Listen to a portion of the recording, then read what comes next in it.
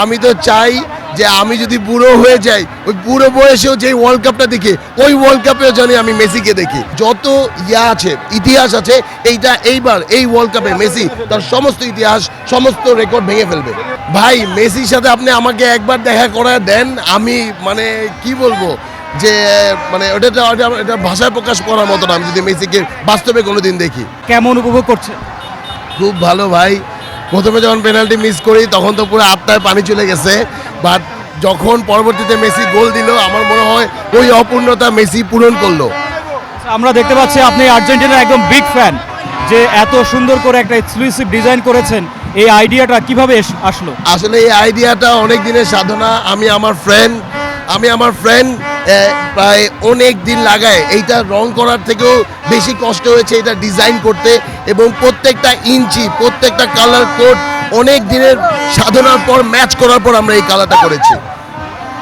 এই কাজে আপনাকে সব থেকে বেশি কে সহযোগিতা করেছে?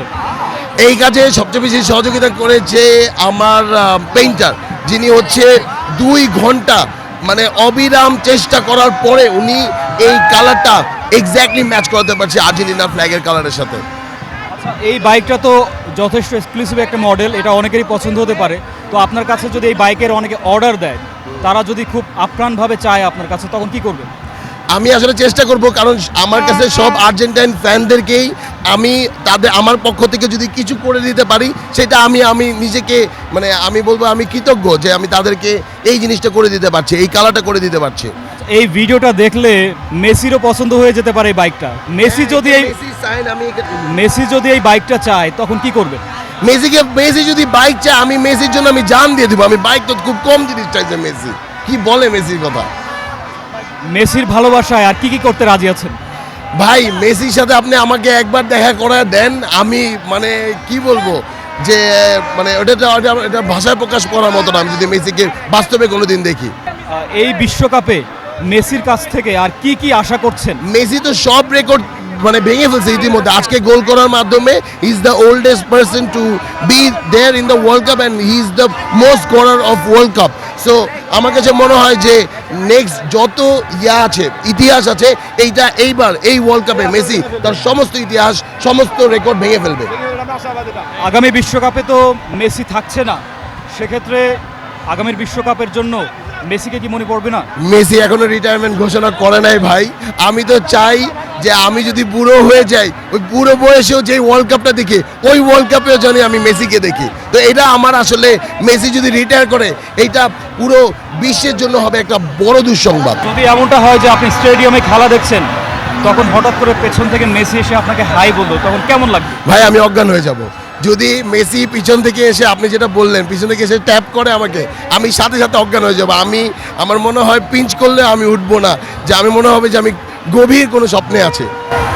সবাই আর্জেন্টিনার ফ্যান যারা, সবাই স্বপ্ন দেখছে, সবাই আশা করছে, কিন্তু যদি এমনটা হয় যে এবারের বিশ্বকাপ থেকে আর্জেন্টিনাকে পরাজয় বরণ করে সেটা মেনে নিতে হচ্ছে, তখন কেমন লাগবে? পরাজয় বরণ করার কোনো কাহিনী নাই, কারণ আমাদের যে স্কোয়াড ভাই, এইরকম দুর্দান্ত স্কোয়াড অন্য কোনো টিমের নাই। আর এরকম স্কোয়াড যদি এরকমভাবে পারফর্ম করতে থাকে, তাহলে এইবারও কাপ আমাদের হাতে, নাকি কি বলেন ভাইয়া? যদি মিলে যায় যে ফাইনাল রাউন্ডে আর্জেন্টিনা এবং ব্রাজিল মুখোমুখি হাড্ডাহাড্ডি লড়াই, তো এই ম্যাচটাকে কিভাবে উপভোগ করবে? আর্জেন্টিনা এবং ব্রাজিলের যদি মুখোমুখি হয়, এটা আমার মনে হয় যে এটা আমি চাই এটা হোক। তবে ফাইনালে আমার মনে হয় ব্রাজিল যেতে পারবে না।